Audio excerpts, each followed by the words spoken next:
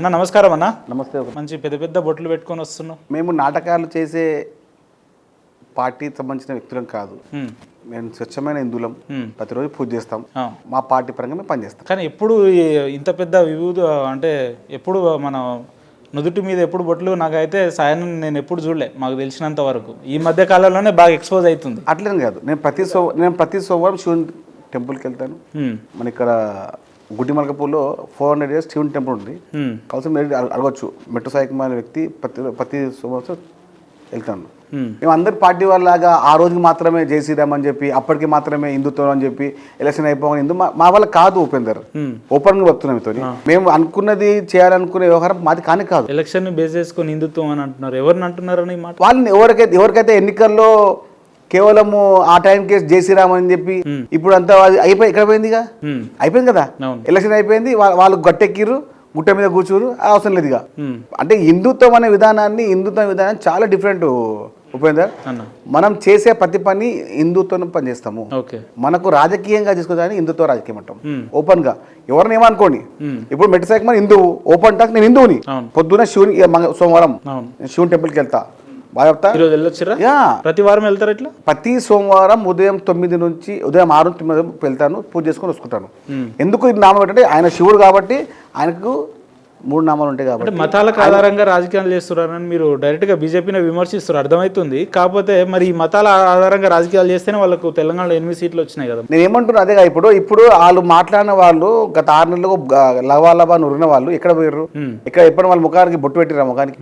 ఆ సమయం రాగానే ఏదో ఉంటారా రోడ్డు మీద నాటకాలు రాయలు, వాళ్ళకన్నా అటర్ ఫాప్ షో ఉంటుంది ఇప్పుడు నుంచి నెక్స్ట్ గా. సరే, మనం బీజేపీ గురించి కాసేపు పక్కన పెడదామన్నా, తర్వాత ఇన్వాల్వ్ చేద్దాము. మెట్టు సాయకుమార్ తెలంగాణ ఫిషరీస్ కార్పొరేషన్ చైర్మన్. ఈ బోర్డు కానీ ఈ మాట విన్నప్పుడు ఎట్లా అనిపిస్తుంది? ఒక సామాన్య కార్యకర్త, ఒక యువజన కాంగ్రెస్ సభ్యునిగా, ఒక నియోజకవర్గ కాంగ్రెస్ పార్టీ యువజన కాంగ్రెస్ విభాగం అధ్యక్షునిగా, రాష్ట్ర స్థాయి కార్యదర్శిగా, అదేవిధంగా రాష్ట్ర మత్స్యకారుల కాంగ్రెస్ అధ్యక్షునిగా కాంగ్రెస్ పార్టీ విభాగంలో పనిచేయడం, అదేవిధంగా నాపై నమ్మకం ఉంచి ఒక కార్యకర్తని నాయకుని చేసే నాయకత్వంలో నేను పనిచేసిన కాబట్టి పూర్తి విశ్వాసంతో నేను చేసిన పనికి రేవంత్ రెడ్డి గారు నాపై నమ్మకం పెట్టి నాకు ఇంత పెద్ద బాధ్యత ఇచ్చినందుకు ఎప్పుడు జీవితంలో రుణపడి ఉంటాను పార్టీకి, నాయకత్వాన్ని. అన్న, కార్పొరేషన్ పదవులు ఇవ్వాలంటే ముఖ్యంగా ఫిషరీస్ కార్పొరేషన్ ఇవ్వాలి అని అంటే మెట్టు సాయకుమార్ని కాదని, ఒకవేళ ఉదాహరణకు చాలా మంది ఉన్నప్పటికీ ఆయనకి ఇంత చిన్న వయసులో అవకాశం వచ్చింది అని అంటే, సాయికుమార్ గారి దగ్గర రేవంత్ రెడ్డి గారికి ఏం ప్రత్యేకత కనిపించిందంటే అంటే పనితనం. పని చేసే వ్యక్తి కాంగ్రెస్ పార్టీలో పనిచేస్తాడు. అందరు పనిచేస్తున్నారు. అందరు పనిచేస్తున్నారు. మీకు వాళ్ళకి ఏంది స్పెషల్ అంటే స్పెషల్ అంటే ఏముండదు. ఇప్పుడు కొంతమంది నాయకులు ఏం చేస్తారంటే మేము పనిచేస్తున్నామని చూపిస్తూ ఉంటారు, కానీ రేవంత్ రెడ్డి గారు అవన్నీ పసిగడతారు. ఆయన చాలా మేధావి, మాటలు చెప్పేటోళ్ళు చాలా. మనం అనుకుంటాం కదా, ఇప్పుడు చాలా మంది కూడా ఆ సమయంకి వచ్చి ఇట్లా పనిచేస్తుంటారు, కానీ ఆయన తెలుసు ఎవరు పనిచేస్తారు. ఇప్పుడు మీరు చూడండి, ప్రీతం గారు చూడొచ్చు, ఎస్సీ కార్పొరేషన్ చేయమన్నారు, చాలా పనిచేస్తారు కదా. అన్వేష్ రెడ్డి గారు చూడొచ్చు, ఆయన ఎంతమంది రైతులకు కొట్టాడి చేస్తున్నారు అన్వేష్ రెడ్డి గారు. అదేవిధంగా యూత్ కాంగ్రెస్ లో మన శివసేన గారు చూడొచ్చు, ఓబీసీలో శ్రీకాంత్ గారిని చూడొచ్చు, ఇంకా చాలా విధాలుగా మీరు చూడొచ్చు. మేము విభాగాల్లో పనిచేసిన ప్రతి నాయకులకి బెల్లన్న నాయకులు చూడొచ్చు, ఆయన కూడా పోవడం చేసింది కదా. ఎస్టీ తనలో సొంతంగా పెట్టి లంబాడ అంటే ఒక విధానానికి, అదేవిధంగా పనితనానికి చాలా డిఫరెంట్ ఉంటుంది ఉపేందర్. ఆయన ఎవరైతే పనిచేసిర్రో మేము కులపుతున్నా, మేము ఎక్కడ పోయి మాకు ఈ 10 మేము అడగలేదు. మేము పోయి ఎవరికి మా పైరు చేయమని చెప్పలేదు, మాకు రికమెండ్ చేయమని చెప్పలేదు. మేము పనిచేసే నాయకత్వమే మాకు పూర్తి భరోసా. రేవంత్ రెడ్డి గారి నాయకత్వం పైన పూర్తి భరోసా. చాలా మటుకు అందరూ ఏమన్నారు, కాంగ్రెస్ పార్టీ తెలంగాణలో ఎట్లా వస్తుంది, అసలు తెలంగాణ కాంగ్రెస్ పార్టీ ఎక్కడ ఉంది అన్నటువంటి నాయకులకు రేవంత్ రెడ్డి గారి నాయకత్వం మీద నమ్మకంతో పనిచేసే ప్రతి నాయకునికి 10 వచ్చినాయి. ఇక్కడ ఆరా చిన్న ఉంటాయి. అది ఎక్కడ ఉంటాయి, ప్రతి పాలలో అన్ని పార్టీలు ఉంటాయి. ప్రతి పాలల్లో ఒక చిన్న ఎంపిక పడుతూ ఉంటే మరి తీస్తూ ఉంటారు, కానీ దానివల్ల పాలకేమీ ఇబ్బంది కాదు కదా. అంటే ఏమంటారు అంటే, రేవంత్ రెడ్డి గారు కార్యకర్తలకు భరోసా, నాయకత్వానికి భరోసా, తెలంగాణ ప్రజలపైన నమ్మకం, తెలంగాణ ప్రజల అస్తిత్వాన్ని కాపాడాలని చెప్పి ఉద్దేశంతో తెలంగాణ రాష్ట్రంలో కాంగ్రెస్ పార్టీ తీసుకొచ్చిన రేవంత్ రెడ్డి గారే. 100% కాంగ్రెస్ పార్టీ తెలంగాణ రాష్ట్రంలో రావడానికి కారణం రేవంత్ రెడ్డి. ఆయన నమ్మిర్రు, బలంగా నమ్ముతారా మీరు? తెలంగాణ 4 కోట్ల ప్రజలు నమ్మిర్రు ఉపేందర్. అందుకే అధికారంలోకి వచ్చి 100%. మీకు 40 సంవత్సరాలు 30 సంవత్సరాలు కాంగ్రెస్ పార్టీ గెలలేదు ఒక అసెంబ్లీలో. నాగర్కర్నూలు కావచ్చు, భువనగిరి కావచ్చు, ఆ అసెంబ్లీలో కాంగ్రెస్ జెండా ఎగరేసింది. గెలిస్తే సరిపోయింది అన్న, ఇచ్చిన హామీలు అన్ని కూడా నెరవేరిస్తే బాగుంటుందేమో, ఇది ఎప్పుడు ఆలోచించలేదు? ఆ ఇచ్చిన హామీలని నెరవేర్చే క్రమమే ఇప్పుడు ముందుకెళ్తున్నాం ఉపేందర్.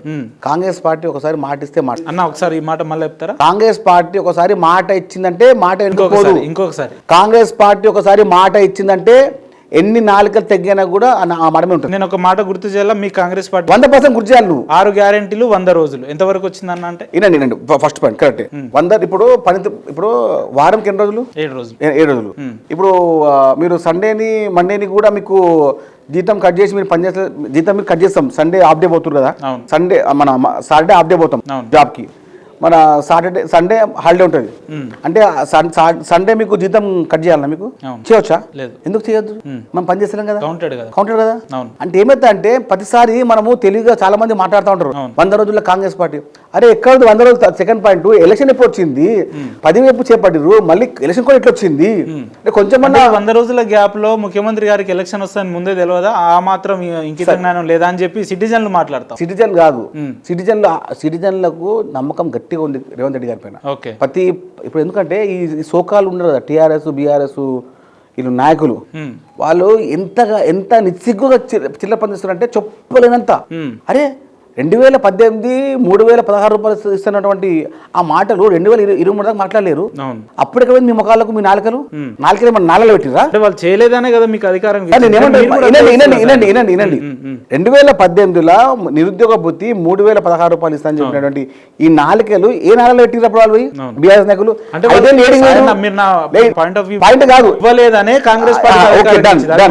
అయితే ఏమంటారంటే ఇప్పుడు నేను పనిచేస్తున్నా మత్స్యశాఖలో అవినీతి ఉంది, నేను 20 వేల ప్రయత్నిస్తా ఉన్నా, రాగానే 2-3 పైన యాక్షన్ తీసుకున్నాం. అందరి యాక్షన్ తీసుకోలేము కదా, ఒక్కొక్క అడుగు ఒక్కొక్క పాయింట్ ఇస్తా ఉంటాం.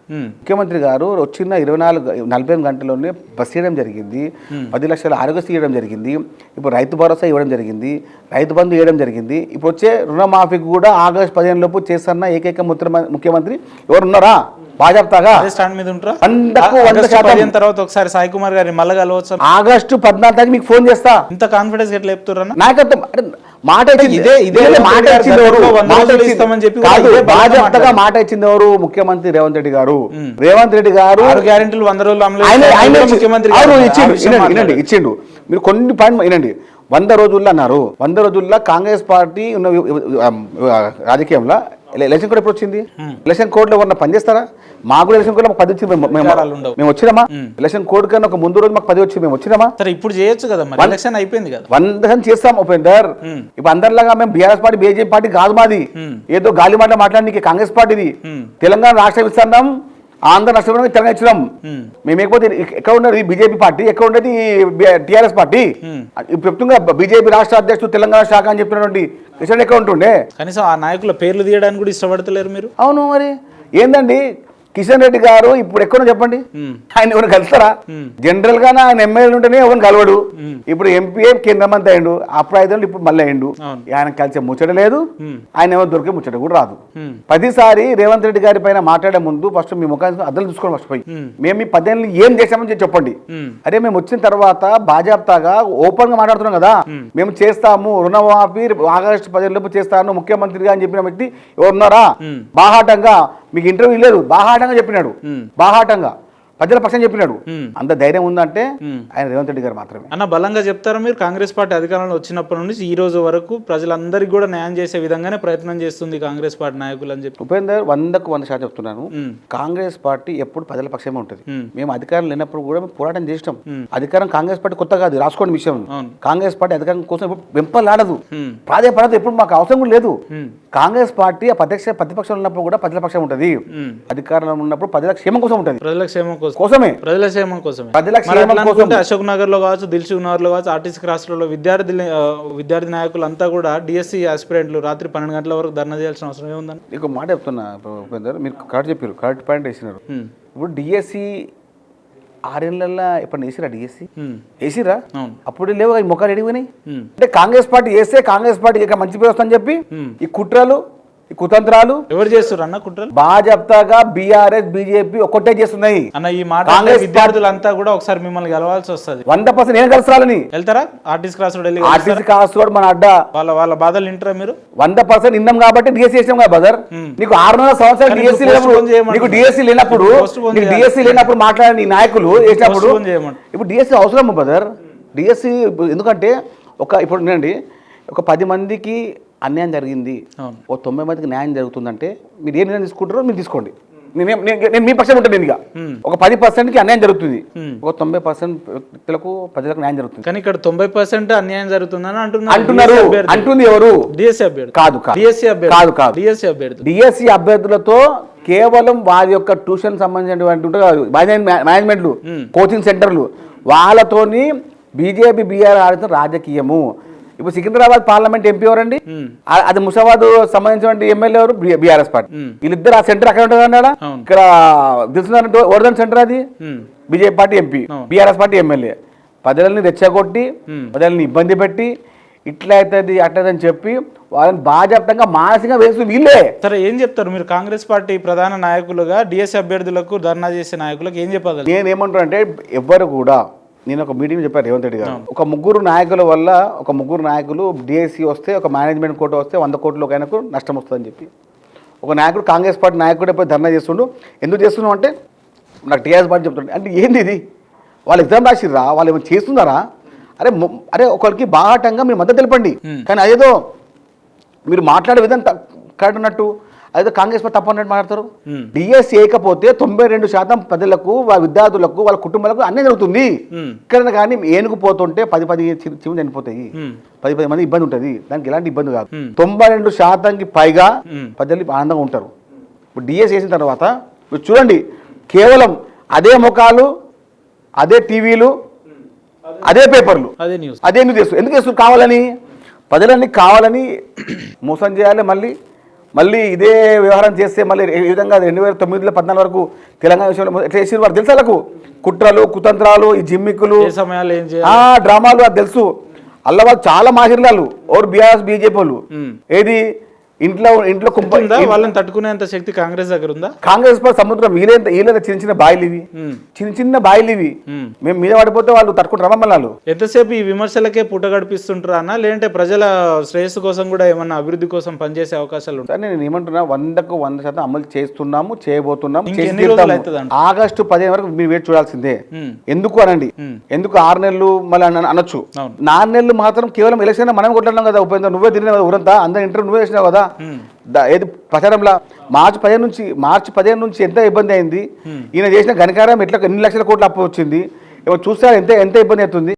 బాహాటంగా నీకు నువ్వే రాష్ట్రాన్ని 7 లక్షల కోట్లకు అప్పుకొచ్చినటువంటి మీ బీఆర్ఎస్ పార్టీ నాయకులు ఆ ముచ్చట ఎక్కడ ముందుకు వస్తుందని చెప్పి ఇలాంటి చిల్లర వేల మాట్లాడుతుంది. కాంగ్రెస్ పార్టీ అధికారంలోకి వచ్చి 6-7 నెలలు అవుతుంది కన్నా, ఈ 6-7 నెలల్లో ₹1 కూడా అప్పు చేయలేదంటే మీరు అవునని చెప్పగలుగుతారా? అప్పు చేయాలంటే మళ్ళీ అట్లా మాట్లాడతారు మీరు. అప్పు చేసింది ఎవరు?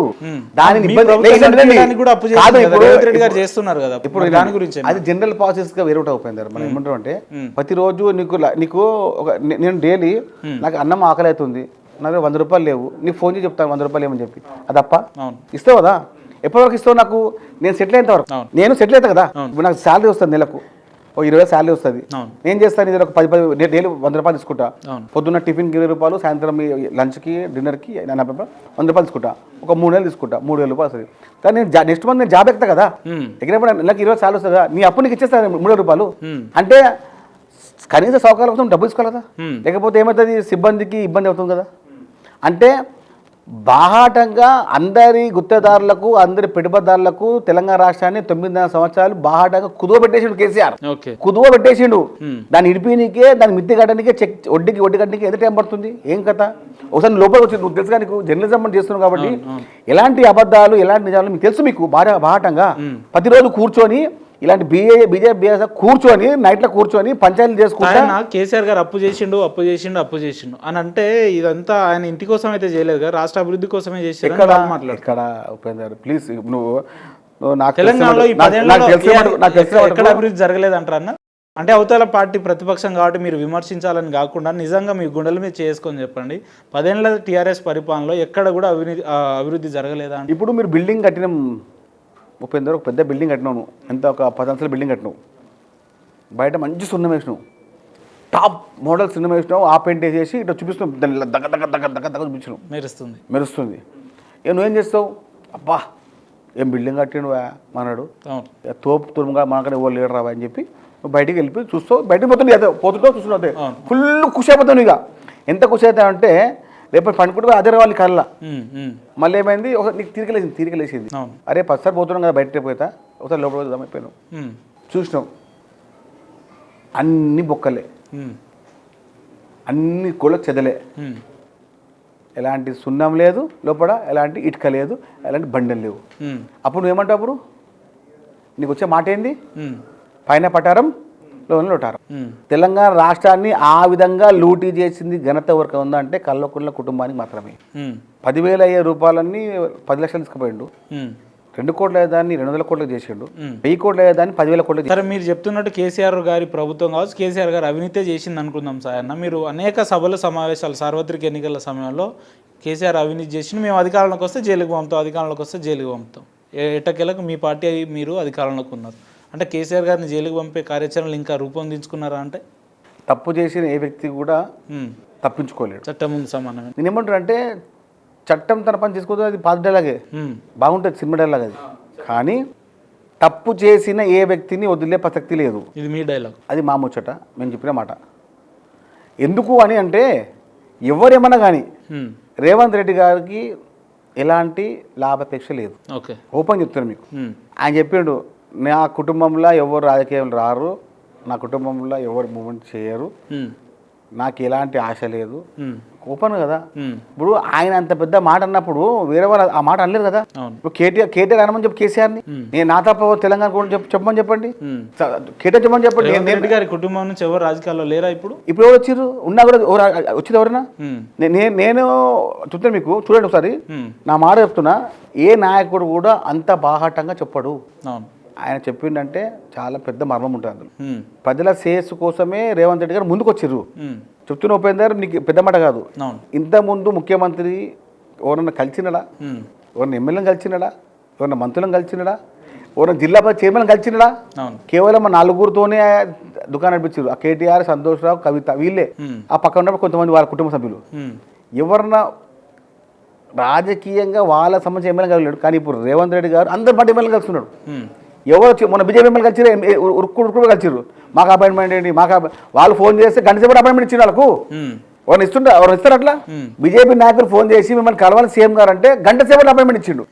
అదే కేసీఆర్ ఉంటే ఇప్పుడు కాంగ్రెస్ పార్టీకి అపాయింట్మెంట్ ఇచ్చిండా, అప్పుడు బీజేపీ అపాయింట్మెంట్ ఇచ్చిండా, ఎవరికైనా ఎవరన్నా కలిసిండా అని ఇవ్వాలంటే మీరు పోయి అడగాలి కదా. అరే అప్పుడు ఎన్నిసార్లు నేను సాక్షి ఉన్నా, చాలా దగ్గర చాలా నేను ఉన్నా, నాకు పార్టీ నేను పనిచేసిన, నేను లోతుగా పనిచేసిన, నేను మీద పనిచేయలేదు. ఇప్పుడు ఒక త్రిసభ్య కమిటీ వేయాలి, ఒకటి మన వామపక్షం అఖిలపక్షం తీసుకోవాలంటే అసలు ముచ్చట లేదు అప్పుడు వాళ్ళది. ఇప్పుడేమో అఖిలపక్షం వేయండి, అందరిని పిలవండి, కమిటీలు వేయండి అని చెప్పి నీతులు బూతులాగా మాట్లాడుతున్నారు, బూతులు నీతులాగా మాట్లాడుతున్నారు. ఇదేంది, ఎక్కడ సమాజం వీళ్ళది? అది వీళ్ళు నోరా మూరా? అది 10 సంవత్సరాలు కాంగ్రెస్ పార్టీ 10 వర్షాలు ఉన్నప్పుడు కూడా 10 వర్షాలు గుంజుకొని బాహాటంగా మేము చెప్పినాము అఖిలపక్షం వెళ్దాం ఢిల్లీకి అంటే కూడా ఒక్క ముచ్చట లేదు వాళ్ళది. ఇప్పుడు కమిటీలు వేస్తలేరు, అది వేస్తలేరు. అరే ముఖ్యమంత్రి ప్రజల ముఖ్యమంత్రినా రేవంత్ రెడ్డి గారు, ప్రజల ముఖ్యమంత్రి, అందరిని కలుస్తున్నాడు. అది చాలా పెద్ద, ఒకసారి ముఖ్యమంత్రిని కలిసిన నీకు ధైర్యం పెరుగుతుంది. ఆయన కలిసిండు, మాట్లాడుతుండు, నీకేం కావాలి చెప్తుండు, తీసుకుంటాడు. పావడంటే ఫైలు కుమార్ అనే ఆ వ్యక్తికి కేవలం ఆయన కార్పొరేషన్ పదవి ఇవ్వడం వల్ల వ్యక్తిగతంగా ఆయనకే లాభమా, లేదంటే తనకు సంబంధించిన కమ్యూనిటీకి అంతా కూడా ఈ 5 ఏళ్ల కాలంలో లాభం? నేనేమంటున్నాను, నేను 2020 నుంచి 2024 వరకు, అంటే మొన్న నాకు 10 వచ్చేంత వరకు నేను కాంగ్రెస్ పార్టీ మత్స్యకార విభాగం అధ్యక్షుడిగా పనిచేసిన, ఇప్పుడు పనిచేస్తున్నా పార్టీ అధ్యక్షుడిగా. నేను 6.5 సంవత్సరాలుగా ప్రత్యక్షంగా మత్స్యకారులకు వాళ్ళ కుటుంబాలకు దగ్గరగా ఉన్నా, రాష్ట్ర అన్ని మూలలా. ఇప్పుడు అట్టడుగు ఉన్న మత్స్యకారులని ఆదుకోవడమే కాంగ్రెస్ పార్టీ ముఖ్యమంత్రి గారి ధ్యేయము, రేవంత్ రెడ్డి గారి ధ్యేయం. అట్టడుగు ఉన్న మత్స్యకారులని ఆర్థికంగా బలోపేతం చేయడమే ముఖ్యమంత్రి గారి యొక్క ధ్యేయము. మీరు అనుకున్నట్టు మత్స్యకారులని ఆర్థికంగా బలంగా చేయడం ముఖ్యమంత్రి గారి ధ్యేయం అయితే, ఇదే సాయి కుమార్ అనే వ్యక్తికి మన గోషమాల్ ఎమ్మెల్యే టికెట్ ఇచ్చి గెలిపించుకొని తన కమ్యూనిటీకి న్యాయం చేయాలి కదా. ఎందుకు ఇవ్వలేదు? ఆయన చేసిన ఉద్యమాలు కావచ్చు, ఆయన చేసిన కార్యక్రమాలన్నిటిని కూడా కేవలం ఒక కార్పొరేషన్ వరకే అని చెప్పి ఇదొక ఉపేందర్ గారు సందేశం అనుకోవచ్చా? మీరు కొత్త పంచాయతీ పెట్టకండి.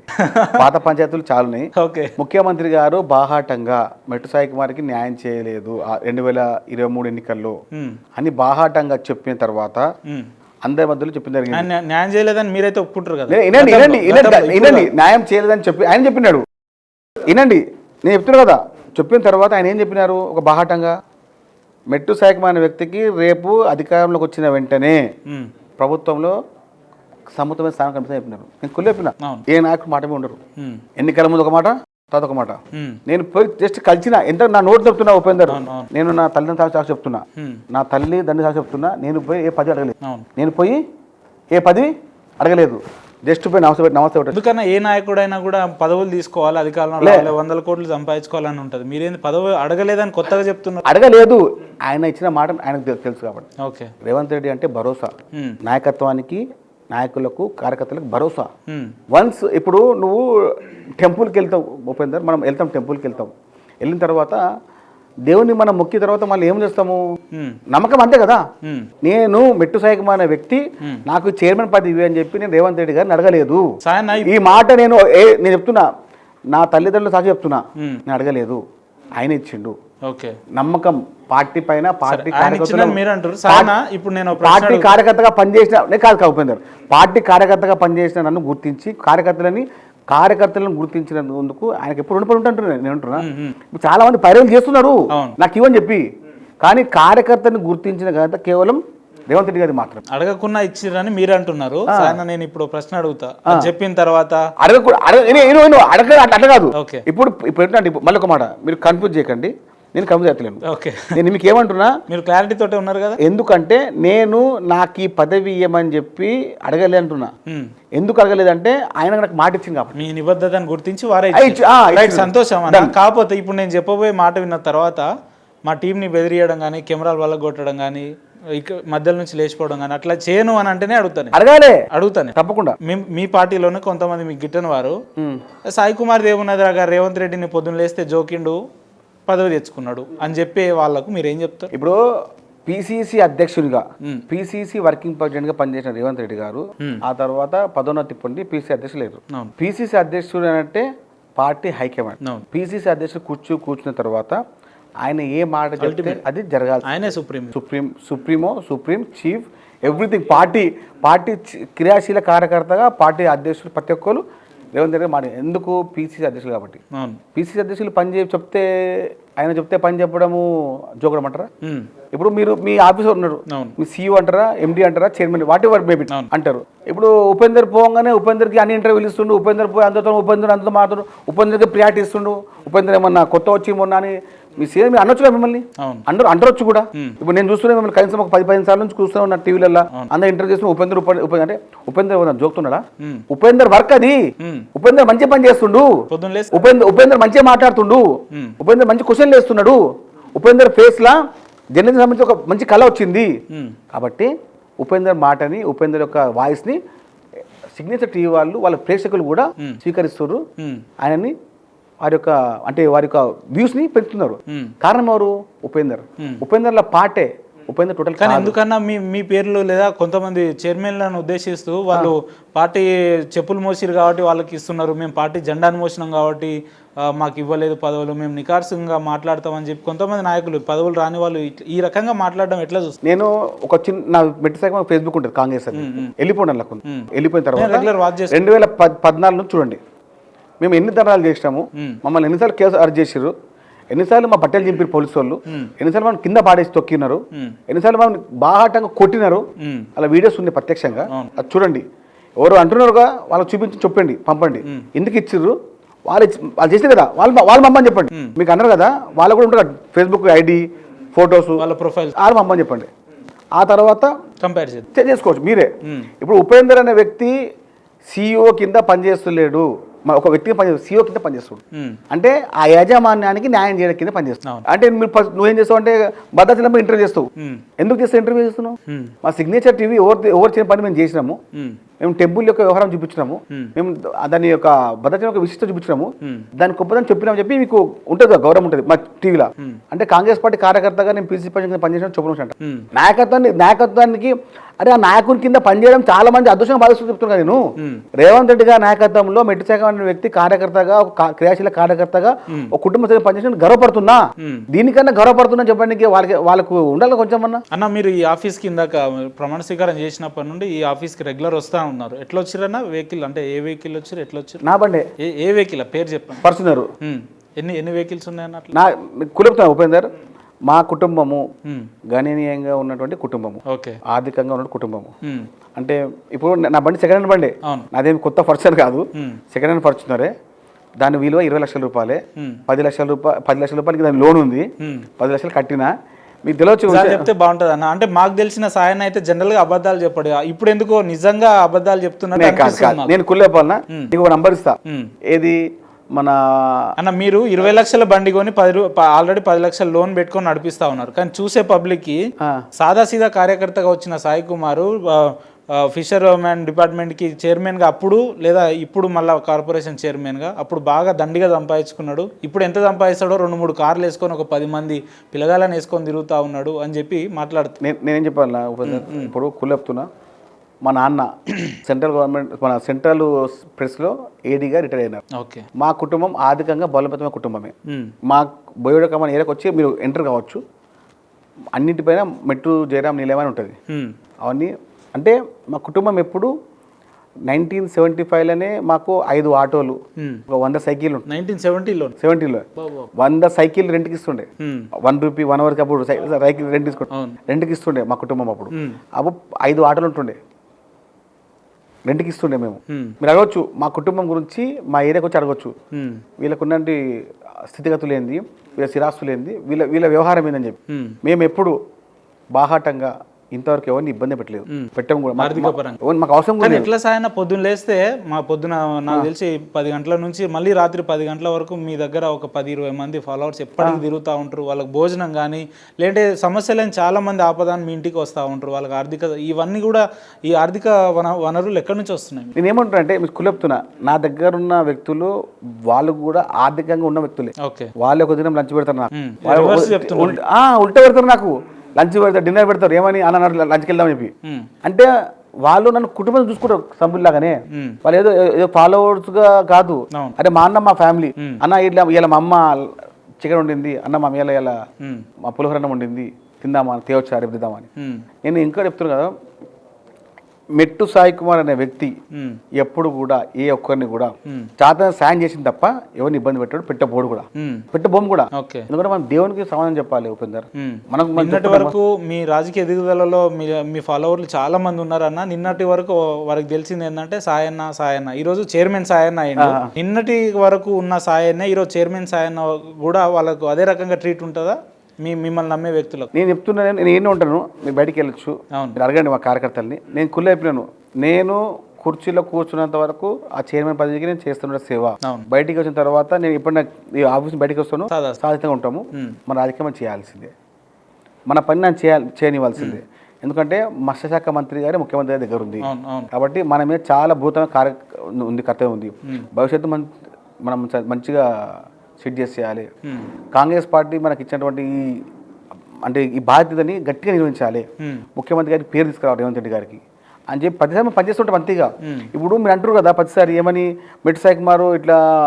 నేను బాహటంగా చెప్తున్నా, నాకున్నటువంటి వ్యవహారాల్లో నేను ఉపేందర్ గారు కానివ్వండి, ఇంకెవరు వచ్చినా కూడా సహాయం చేస్తా. ఎట్లా చేస్తా? నాతోనే సహాయం చేస్తా. ఇప్పుడు నాతో కాదు నేను చేయలేని చెప్పేస్తా, నాతో ఇది కాదు అవుతుందని చెప్పి. అందరి మాట ఏం చేస్తారు, నాకేమో హెల్ప్ చేసినావా, నాకు ఏం చేసినావుతో మాట్లాడంటారు. అట్లా కాదు, మన భవిష్యత్తుకి అందరికీ ఒక చిన్న కార్యకర్త ఉపేందర్, ఒక సాధారణ కార్యకర్త. ఏం చెప్తారన్నా మీ అనుచరులకు, మీ ఫాలోవర్స్ 10 ఏళ్ళ బీఆర్ఎస్ కాలంలో అనేక కేసులు సైతం మీ ఎమ్మటే ఉండి కష్టకాలంలో ఉన్నారు కదా, వాళ్ళందరికీ ఇప్పుడు మీరు ఒక చైర్మన్గా వాళ్ళందరికీ కనిపిస్తున్నారు. మీ ఫాలోవర్లు, మీ అభిమానులకు ఏం చెప్తారు? కాంగ్రెస్ పార్టీ క్రియాశీల కార్యకర్తగా, కాంగ్రెస్ పార్టీ క్రమశీల కార్యకర్తలుగా కాంగ్రెస్ పార్టీ ఎవరు జెండా మోస్తారో వాళ్ళందరినీ హక్కున పెట్టుకొని కడుపులో చూసుకునే బాధ్యత రేవంత్ రెడ్డి గారు తీసుకున్నారు. రేవంత్ రెడ్డి గారుకి తెలుసు ఎవరు పనిచేస్తున్నారు, ఎవరు పనిచేస్తలేరు.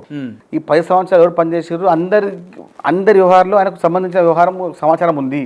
కాంగ్రెస్ పార్టీ జెండా మోసిన ఏ కార్యకర్తకు అన్యాయం జరగదు. కానీ మీ అన్నగా మీ వెనక తిరిగిన మీ తమ్ముళ్ళకి ఏం చెప్తారు? 100% నన్ను నమ్ముకున్న ప్రతి ఒక్కరిని నేను ఆదుకుంటా, అందరిని నేను చూసుకుంటా. ఎక్కడ సమయం ఎక్కడ సమయం వచ్చినా ఒక ఇంటి సభ్యుని ముందు ఉంటా. ఎందుకు అంటే నన్ను 10 ఏళ్ళు చూసినారు వాళ్ళు, నా కష్టసుఖాలు పాల్గొన్నారు, గ్యాదరింగ్లు చేసినారు, ధర్నాలు చేసిన ఆయన ఉన్నారు, నా పక్కన ఎవరు లేకపోతే నా పక్క వచ్చి ఉన్నారు. అప్పుడు ఒక 10 మందిని 20 మందిని పిలవాలంటే 100 మంది పిలవాలంటే 10 ఫోన్ చేసే ఉండే, కానీ నాకు అట్లా లేకపోయిండే. 10 ఫోన్ వచ్చేస్తున్నాయి 100 మంది. కానీ సాయన్న 10 ఏళ్ల కాలంలో ధర్నాలని లేదంటే నిరసన కార్యక్రమాలని తెల్ల బట్టలతోటి ఇంటి నుంచి బయటకు వచ్చి మళ్ళీ రాత్రి మాసిపోయిన బట్టలతో ఇంటికి వెళ్తుండే కదా. కానీ ఒక్కసారిగా చైర్మన్ పదవిగా సంతకం పెట్టి ఆ శాలువలు, ఆ కండువాలు, ఆ బుగ్గకారులో ఇంటికి వెళ్ళిన తర్వాత కుటుంబ సభ్యుల్లో కన్నీళ్ళల్లో ఆనందం ఎట్లా అనిపించింది? అంటే ఇప్పుడు ఏముందంటే మనకు ఒక అంటే ఉంటారు కదా కొంతమంది, ఏది కుటుంబం అప్పర్ మిడిల్ క్లాస్ ఎమోషనల్ అవుతున్నారు. అప్పర్ మిడిల్ క్లాస్ అంటారు కదా, అంటే 3 పూటలు తినే వ్యవస్థ ఉన్నా కూడా, అన్ని వ్యవస్థ ఉన్నా, ఒక నలుగురికి అన్నం పెట్టే ఒక స్థాయి ఉన్నా కూడా, ఒకసారి మన సంబంధించిన ఒక వ్యక్తి రాష్ట్ర కాంగ్రెస్లో రాష్ట్ర ప్రభుత్వంలో కీలక స్థానంలో పోతున్నాడు అన్నప్పుడు ప్రతి సభ్యులకు కూడా ఒక లేని ఒక ఆనంద బాష్పాలు, ఒక లేని ఒక వ్యవస్థ మనకు లోపల ఏర్పడుతుంది. ఇవి ఎట్లుందంటే మనము అమ్మ నాన్న ఎట్లా ఫీల్ అయ్యారన్నా మిమ్మల్ని? నాన్న లేరు, అమ్మ చాలా చాలా అంటే చాలా హ్యాపీ ఉంది. ఇప్పుడు కూడా ప్రతిరోజు ఏదో ఒక విషయంలో కూడా అనిపించింది అన్న నాన్నగారు ఈ సమయాల్లో ఉంటే చూసి కొంచెం బాధ అనిపించింది నాన్నకు. అంటే ఆయన మంచి అంటే అప్పుడు ఆ సమయంలో అంటే 1970, 80, 90 సమయంలో నాన్నగారు చాలా హైదరాబాద్ లో పేరున్న వ్యక్తి. మా నాన్నగారు చాలా పేరున్న వ్యక్తి. ఇప్పుడు ఉన్నటువంటి చాలా రాజకీయ నాయకులు చాలా దగ్గర పనిచేసి అంటే పరిచయం ఉండే వ్యక్తి. మా నాన్న రాజకీయ నాయకుడు కాదు, కానీ పరిచయం ఉండే వ్యక్తి. కానీ ఆ విషయంలో మా అమ్మ చాలా ఆనందంగా ఉంది, చెప్పింది. ఎప్పుడు అంటే ఒక 3 డేస్ అయితే ఫుల్ హ్యాపీ. అనౌన్స్మెంట్ చేసినప్పుడు అయితే ఇక చెప్పలేదు. మొన్న అయితే ఇక కాంగ్రెస్ పార్టీ రేవంత్ రెడ్డి గారిని అయితే ఆమె ఎప్పుడు బట్టి గారి కానివ్వండి, మన ఉత్తమ్ గారు కానివ్వండి, సారి కానివ్వండి, మన జగన్ గారు కానివ్వండి, ఎప్పుడు ఆమె గుర్తిస్తుండేది. కానీ ఆమె ఒకసారి చెప్పింది మా అమ్మకు ఒకసారి నాతో, ఏమదంటే అప్పుడు ఏది మన రేవంత్ రెడ్డి గారి ప్రమాణ స్వీకారం ఉన్నప్పుడు ఒక చిన్న ముచ్చట అయినప్పుడు మా మదరు చూస్తాను వచ్చింది. అంటే నాకు చెప్పలేదు, చూస్తాను నేను వద్దానమ్మా, చాలా పెద్ద ఉంటుంది క్రౌడ్ ఉంటుందమ్మా, ఎందుకు అంటే మా అమ్మ నాకు చెప్పకుండా వచ్చింది. ఏడికి చేయడం చూడనికి జస్ట్ బయట నుంచి నాకు తెలియదు వచ్చినట్టు. మా అక్కయ్య కొడుకు ఎంబడి వచ్చింది జస్ట్ బండి పైన చూద్దామని. ఆ క్రౌడ్ చూసి మా అమ్మ అప్పుడే చెప్పింది ఏమని, ఈసారి నెక్స్ట్ వచ్చేది కాంగ్రెస్ గవర్నమెంటే, రేవంత్ రెడ్డి గారు తీసుకొస్తానని చెప్పి. 3 ఏళ్ల కింద చెప్తా మాట నేను. ఇప్పుడు రేవంత్ రెడ్డి గారు ప్రమాణ స్వీకారం చేసినప్పుడు పీసీసీ ప్రమాణ చేసినప్పుడు ఆ జన సైనికరణ చూసి, ఆ ఆహాటం చూసి, ఆ కోలాటం చూసి, అటాసం చూసిన తర్వాత అప్పుడే చెప్పేశారు ఏమని, అరే సాయి ఈసారి పక్కా రేవంత్ రెడ్డి వస్తారా. కానీ ఇంట్లో వదినమ్మ సపోర్ట్ ఎట్లుంటుండే ఎందుకంటే పొద్దున్న లేసి మీరు బయటికి వెళ్తుండే, అవసరమా మనకి రాజకీయాల్లోని చెప్పిన సందర్భాలు ఏమన్నా ఎంకరేజ్మెంట్ బాగుంటుండే ఇప్పుడు ఉంటుంది కూడా.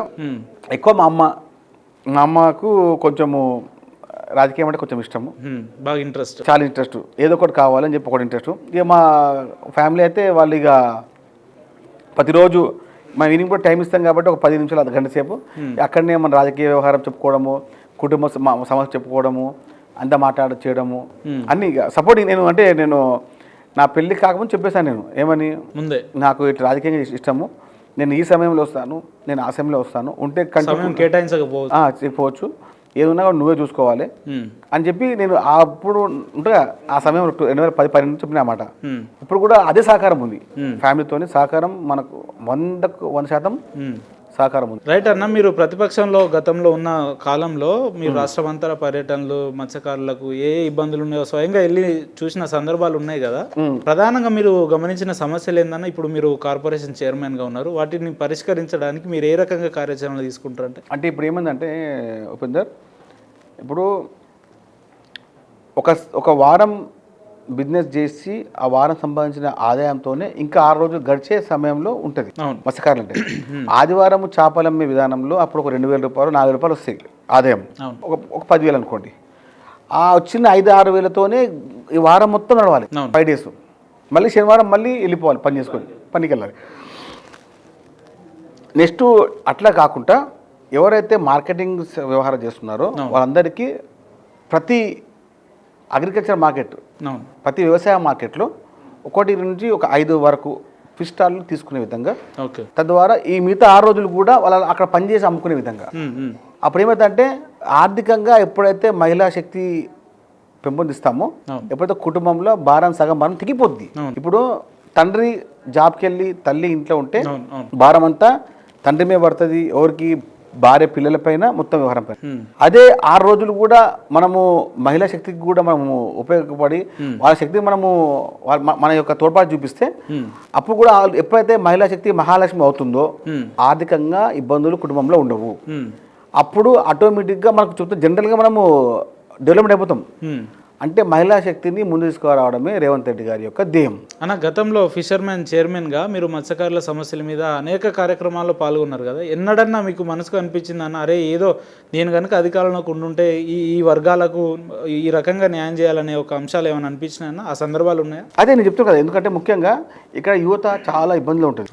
ఇప్పుడు చేపలు పట్టడంలో చనిపోతూ ఉంటారు. అదేవిధంగా చాలా మందికి మీకు తెలియదు ఉపేందర్, ఈ నీళ్ళు కాళ్ళలో ఉండడం వల్ల అందరికి పక్షవాతం వస్తుంది. పక్షవాతం చాలా మట్టుకు నీకు ఎంతో మంది అలా చేపలు పట్టినప్పుడు గుండెపోటు వస్తుంది, అక్కడ చనిపోతుంటారు. అలాంటి కోసమే మేము హెల్త్ కార్డుని ప్రొడ్యూస్ చూస్తున్నాము. ఇంతకుముందు 5 లక్షల ఉన్న కార్డుని 10 లాక్స్ చేస్తాం. ఇప్పుడు నెక్స్ట్ టైంలో పెన్షన్ వచ్చే విధంగా 50 సంవత్సరాలు దాటిన ప్రతి ఒక్కరికి పెన్షన్ వచ్చే విధంగా కొన్ని ఆలోచనలు ఉన్నాయి. మత్స్యకారులు సభ్యత్వంలో ప్రతి ఒక్కరికి పెన్షన్ ఇస్తే ఏ విధంగా మనం ముందుకు వెళ్తామని చెప్పి గవర్నమెంట్ ద్వారా ప్రభుత్వం పెట్టగలుగుతున్నాం మేము. అంటే భవిష్యత్తులో మత్స్యకారులని ఎవరైనా ఆదుకున్నారు, ఎవరైనా హక్కును చేర్చుకున్నారంటే రేవంత్ రెడ్డి గారు అని చెప్పి తెలుపనికని ఆయన చెప్పి నాకు ఈ విషయాలన్నీ చాలా గట్టిగా. ఎందుకంటే రేవంత్ రెడ్డి గారికి అన్ని తెలుసు, మత్స్యకారుల కుటుంబాల యొక్క స్థితిగతులు తెలుసు, వారి యొక్క కుటుంబ వ్యవహారాలు తెలుసు. ఎందుకంటే ఆయన మహబూబ్నగర్ వాస్తవారు కాబట్టి ఆయన నియోజకవర్గంలో కూడా కనీసం 50,000 మంది మత్స్యకారులు ఉండు కాబట్టి ఆయన తెలుసు అన్ని విషయాలు. కాబట్టి నేను అదృష్టవంతుని ఎక్కడ ఉంటుందంటే ముఖ్యమంత్రి గారి దగ్గరనే మత్స్యకారు ఉండడం నాకు చాలా అదృష్టంగా అనిపిస్తున్నా. అది చాలా నాకు ఆనందం. పదవిలో కొనసాగే 5 ఏళ్ల కాలంలో మీ వర్గాలకు ఖచ్చితంగా న్యాయం చేస్తామని చెప్పి బలంగా చెప్పగలుగుతారా? ఏమంటారు ఉపేందర్, సాధ్యమైనంత వరకు సమాలోచనలు చేసి 100కు 100%, 1% తగ్గకుండా 100కు 100% వారందరికీ న్యాయం సమన్యాయం చేసి తీరుతాం. ఏ నాయకుడి కింద పనిచేస్తున్నామో పూర్తి విశ్వాసం చెప్తున్నాను. రేవంత్ రెడ్డి గారి నాయకత్వంలో పనిచేస్తాం కాబట్టి బాహాటంగా చెప్తున్నా, 100కు 100% మత్స్యకారులని కాంగ్రెస్ పార్టీ ఆదుకుంటుంది. కాంగ్రెస్ పార్టీ ప్రభుత్వం, రేవంత్ రెడ్డి గారి ప్రభుత్వం. ఇంత బాహాటంగా చెప్పే నాయకత్వం కింద నేను పనిచేస్తున్నాను, గౌరవపడుతున్నా. దమ్ముంటే ఎంతమంది చేయమని అడగండి, ఎవరున్నారు పోయి? వాళ్ళు చేసిన అధికారులు ఏంది, వాళ్ళు చేసిన పనులేంది? ఒక్క వ్యక్తి న్యాయం చేసిర్రా? ఉట్టి ప్రతిరోజు పోగానే రావడము, చప్పట్లు కొట్టడము, దెబ్బలు కొట్టడము, కేసీఆర్కి కొట్టింది ఏం చేసిరాలు? ఇక బాగా మాకు చెప్పిండు, పని చేయాలి, ప్రతి నెలకు రివ్యూ ఉంటుంది, అన్ని గమనిస్తున్నాము అని చెప్పి బాహాటంగా చెప్పిన నాయకుడు ఉన్నాడా? రేవంత్ రెడ్డి గారు తప్ప. ఏందన్నా రేవంత్ అన్నలో మీకు నచ్చిన అత్యంత మంచి క్వాలిటీ ఏందనంటే ఏం చెప్తారు మీరు? 2 క్వాలిటీలు ఉన్నాయండి. ఫస్ట్ కార్యకర్తలను గుర్తించడం, ఫస్ట్ క్వాలిటీ అది. ఇంకోటి మంచి చేయాలి అనే ఒక తపన. ఆ తపన అనేది చాలా మటుకు కనపడడం మనం చాలా తక్కువ ఉంటుంది నాయకులలో. ఆ నాయకత్వంలో అంటే ఇప్పుడు నాకెందుకులే అని అనుకుంటే రేవంత్ రెడ్డి గారు అప్పుడే చలో అంతేలాగానే ఉంటుండే. కాంగ్రెస్ పార్టీని కాపాడాలి, ఏదైనా కాంగ్రెస్ పార్టీ తెలంగాణ అధికారం తీసుకురావాలి, కాపాడుకోవాలి, ఆ తపన చూసే మాకు మేము కూడా ఒక 10 ఏళ్ళు 20 ఏళ్ళు రాజకీయం చేయాలని చెప్పి ఒక ధైర్యం కలిగింది మాకు. ఇప్పుడు inspiration leader, power pump house Revanth Reddy గారు అంటే పవర్ పంప్ హౌస్. పవర్ లేని దగ్గర పంపు కొట్టి కొట్టి కొట్టి పవర్కి వచ్చిండు. ఆ power pump house Revanth Reddy గారు. మంచితనానికి మరో రూపం, నాయకత్వానికి ప్రతిరూపం. రైట్ అన్న, ఇంత పెద్ద పదవి రావడంలో సహకరించిన మీ గోషమాల నియోజకవర్గ ప్రజలకు మా సిగ్నేచర్ స్టూడియో తరపున మంచి సందేశం ఇవ్వాలి యాజ్ ఎ చైర్మన్గా అంటే ఏం చెప్తారు మీ ప్రజలు? నాకు సహకరించిన ప్రతి కుటుంబ సభ్యులకు, నాకు సహకరించిన శ్రేయోభిలాషులకు, నాకు సహకరించిన కాంగ్రెస్ పార్టీ నాయకులకు, నన్ను ప్రేమించిన ప్రతి కార్యకర్తకు, గోషమాల కార్యకర్తలకు, నా కుటుంబ సభ్యులు ఎప్పటినీ నేను మర్చిపోను. జీవితాంతం వాళ్ళకి రుణపడే ఉంటా. ఎవరు వచ్చినా మెట్టు సాయి కుమార్ ఎప్పుడు మీ కుటుంబ సభ్యుడు. ఎక్కడ ఉన్నా ఏ కుర్చీలో కూర్చున్నా మీ ఇంటి వాడు. ఓకే. ఒకసారి మీరు కలవాలనుకుంటే జస్ట్ మిస్ కాల్ ఇస్తే నేను చెప్పేస్తా ఎక్కడ రావాలను. మా దగ్గర రేపు రా అప్పుడు ఉండదు, ఉంటే కలిసి వెళ్ళిపోవడమే, ఓకే, పని చేసుకొని చూసుకోవడమే అంతే. అందరిలాగా రేపు బిజీ ఉన్నా నైట్ 12 చైర్మన్ అయినా కూడా మీ నియోజకవర్గ ప్రజలకు అందుబాటులో ఉంటారు. ఇప్పుడు అందరూ వచ్చారు కదా, అందరు మా కాన్షియన్స్ గోషమల్లి వాళ్ళు. ఓకే. మనది ఏం లేదు ఉపేందర్, 9 to 11 గాంధీ భవన్ ప్రతిరోజు. ఓకే. గాంధీ భవన్ మన గుడి, అదొక స్కూల్ కాలేజ్ లెక్క మీకు. మన గుడి, మన యూనివర్సిటీ, మన మసీద్, మన మందిర్, మొత్తం మన చర్చ్, రైట్. మెట్టు సాయికుమార్కి అందరికీ అదే, కానీ మనకు కొంచెం ఎక్కువ. మనమే పూజారనుకో, మనం భక్తులు. మనం రెగ్యులర్ వస్తుంటారా అన్న అటెండెన్స్? ఇప్పుడు కూడా ఈ రోజు కూడా టిఫిన్ అన్నీ చేసి వచ్చిన. ఓకే. కావాల్సి ఎవరికైనా మీరు ఫోన్ చేసి అడుకోవచ్చు, అటెండర్ ఫోన్ చేసి మెట్టు సాయికుమార్ వచ్చిండ అంటే, వచ్చిన టిఫిన్ చేసిండ అంటే అడగొచ్చు కూడా.